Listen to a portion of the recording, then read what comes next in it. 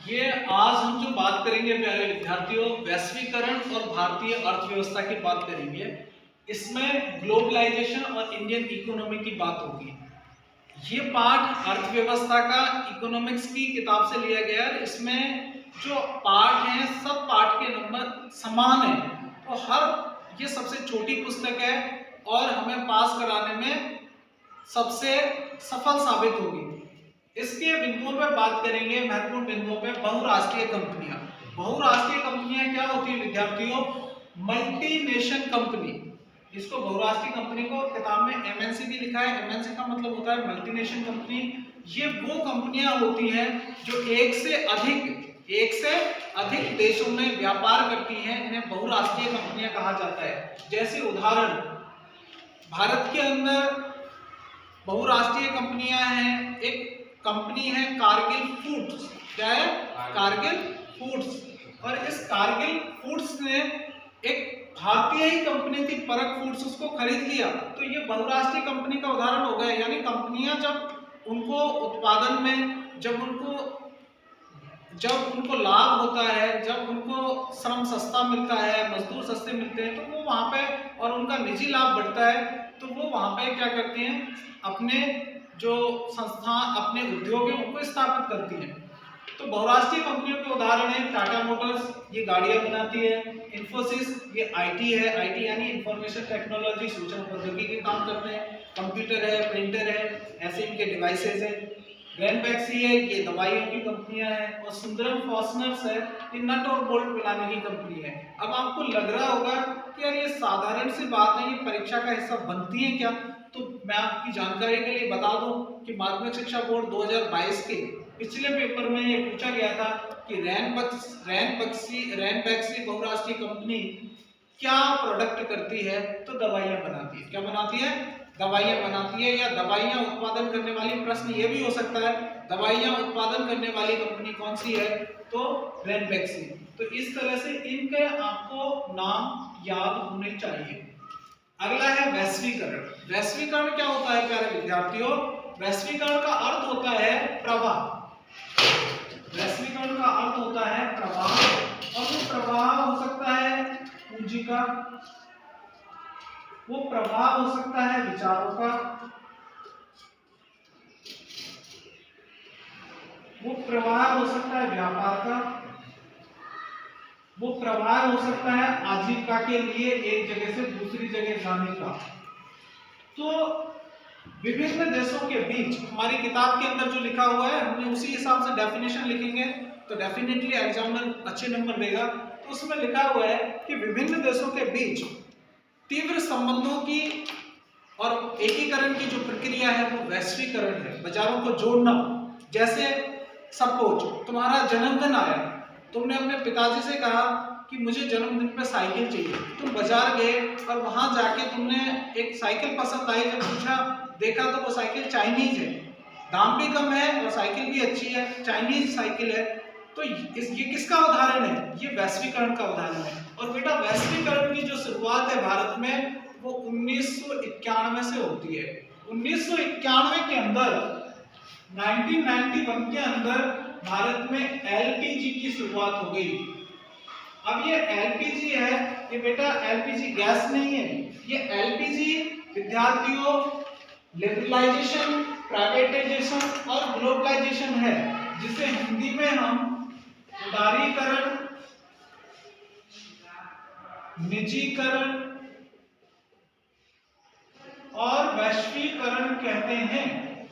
इस वैश्वीकरण की शुरुआत करने का जो श्रेय जाता है वो जाता है 1991 से। और 1991 में भारत के जो प्रधानमंत्री थे वो थे पीवी नरसिम्हा राव। पीवी नरसिम्हा राव महोदय ने, जिन्हें चाणक्य भी कहा जाता है राजनीति का, इन्होंने शुरुआत की वैश्वीकरण की, यानी विभिन्न देशों से व्यापार को जोड़ना।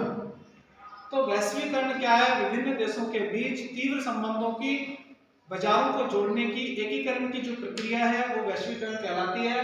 वैश्वीकरण के अंदर प्रवाह होता है पूंजी का, वैश्वीकरण के अंदर प्रवाह होता है विचारों का। जैसे अभी हमने साइकिल के माध्यम से देखा, वैश्वीकरण के अंदर प्रवाह होता है वस्तुओं का। तो ये वैश्वीकरण कहलाता है। आजीविका के लिए हम एक देश से दूसरी जगह जा रहे हैं, वो भी क्या है, वैश्वीकरण है, ग्लोबलाइजेशन है। विद्यार्थियों अगला है उदारीकरण। जब व्यापार पर लगे हुए प्रतिबंधों को हटा लिया जाता है तो ऐसी जो स्थिति है वो उदारीकरण कहलाती है। जैसे किसी देश में अगर उसके निर्यात वाले वस्तु के ऊपर ज्यादा आयात लगा दिया, ज्यादा इंपोज कर दिया, टैक्स ज्यादा लगा दिया, तो वो वहां पे उसकी दामें बढ़ जाएंगी और फिर उसे कोई खरीदने वाला नहीं रहेगा। इसलिए किसी वस्तु पर से जब उसके प्रतिबंधों को हटा लिया जाता है तो उदारीकरण कहलाता है। निजीकरण है अगला, जिसे प्राइवेटाइजेशन कहते हैं। जो कंपनियां हैं, निजी कंपनियां, उनके नियमों में ढील देना, जिससे निजीकरण, जो प्राइवेट कंपनियां हैं वो निजी क्षेत्र में आगे उन्नति की ओर अग्रसर हो। निवेश क्या है, जो भी हम भूमि संपत्ति, जो भी प्रॉपर्टी खरीदते हैं, मकान खरीदते हैं, उनमें किया गया जो व्यय है पैसे का, वो निवेश कहलाता है। विदेशी निवेश क्या है, प्रश्न हो सकता है अगला। तो विदेशी निवेश, जब एक देश से जाकर हम किसी दूसरे देश में निवेश करते हैं तो विदेशी निवेश है, ऐसा प्रश्न सामान्यतः नहीं होता। निवेश क्या है हो सकता है, उदारीकरण क्या है प्रश्न बन सकता है 1 नंबर का, निजीकरण क्या है प्रश्न हो सकता है, वैश्वीकरण इंपॉर्टेंट है प्रश्न बन सकता है। उसके बाद में एक अमेरिकन बहुराष्ट्रीय कंपनी है कारगिल फूड्स, और ये पूछा जाए कि ये कारगिल फूड्स कंपनी का संबंध किससे है, तो ये खाद्य तेल की निर्याता कंपनी है। किसकी है, खाद्य तेल की। और इसने परक फूड को खरीद लिया था, और परक फूड के 4 तेल शोधक केंद्र थे भारत के अंदर। अगला है एक अमेरिकन कंपनी है फोर्ड, और ये जो फोर्ड कंपनी है ये हेनरी फोर्ड नामक एक अमेरिकी व्यक्ति ने बनाई। ये 1995 में भारत आई और 2017 में ये 88,000 कारों का ये कंपनी निर्यात कर रही थी। अगला है सूचना और संचार प्रौद्योगिकी। आज हम जो बैठे हैं, घरों में होते हैं, रिश्ते में बात कर रहे हैं, तो या हम जो ये वीडियो देखेंगे, ये सब सूचना और संचार प्रौद्योगिकी का कमाल है। आज जिन वस्तुओं की हमें आवश्यकता होती है हम ऑनलाइन बुक कर देते हैं, ये सब सूचना का, संचार और इंफो टेक्नोलॉजी का वजह से सुलभ हुआ है।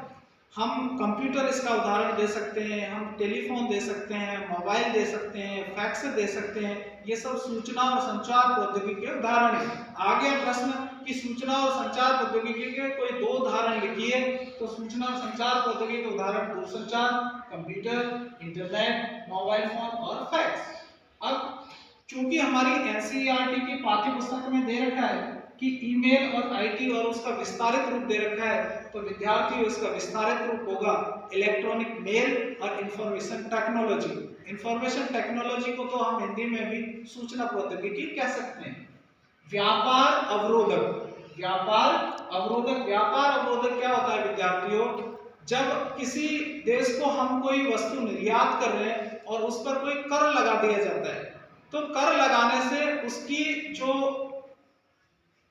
जो उस वस्तु की कीमत है वो बढ़ जाती है। जैसे सपोज कि हमारे यहाँ पे एक अमेरिका से या चाइना से कोई एक वस्तु आई, उसकी कीमत 100 रुपये है, और 100 रुपये में यहाँ भारतीय कोई कंपनी बना रही है उसको, और उसकी कीमत है 120 रुपये। भारत ने क्या किया, उस वस्तु पर आयातित जो केंद्र है वो लगा दिया 30%, तो अब उस वस्तु की कीमत हो गई 130 रुपये। तो कौन खरीदेगा, भारत से बनी हुई वस्तुएं खरीदेंगे। इसलिए ये व्यापार में क्या हो गया, अवरोध है। अपने आप ही अमेरिका या चीन से निर्मित कंपनियों का जो व्यापार है वो अवरोध हो जाएगा, उनकी बिक्री प्रभावित होगी। अगला प्रश्न है अगला बिंदु है WTO। WTO क्या है बेटा, विश्व व्यापार संगठन है। इसकी स्थापना जनवरी 1995 में होती है। क्या होती है, 1995 के अंदर होती है। और ये जो संगठन है ये गैट का उत्तराधिकारी है। किसका उत्तराधिकारी है, गैट का। गैट मतलब general agreement trade and tariff कहा जाता है, इसका उत्तराधिकारी है। हमें तो इतना ही याद रखना है कि WTO का विस्तारित रूप क्या है और ये WTO का काम क्या है। तो ये जो WTO है ये विश्व व्यापार संगठन है, ये व्यापार संबंधी नियमों का निर्धारण करना इसका कार्य है। वर्तमान में लगभग 160 सदस्य इसके 160 सदस्य देश इसमें शामिल हैं। और एक प्रश्न दिया हुआ है जो कि एक बॉक्स बना होता है एनसीईआरटी में, वो इम्पोर्टेंट होता है, उसमें जो भी इंफॉर्मेशन दी हुई होती है आप उनको जरूर पढ़ें। और ये होसूर औद्योगिक क्षेत्र है, पूछा जा सकता है वन लाइनर में कि होसूर औद्योगिक क्षेत्र स्थित है राजस्थान, तमिलनाडु, कर्नाटक, केरल। तो बेटा ये जो क्षेत्र है ये तमिलनाडु में स्थित है। इसी के साथ ये वैश्वीकरण भारतीय अर्थव्यवस्था के मुख्य बिंदु समाप्त होते हैं। आगे के लिए और अगला कोई अर्थव्यवस्था का टॉपिक लेंगे। देखने के लिए बहुत बहुत धन्यवाद।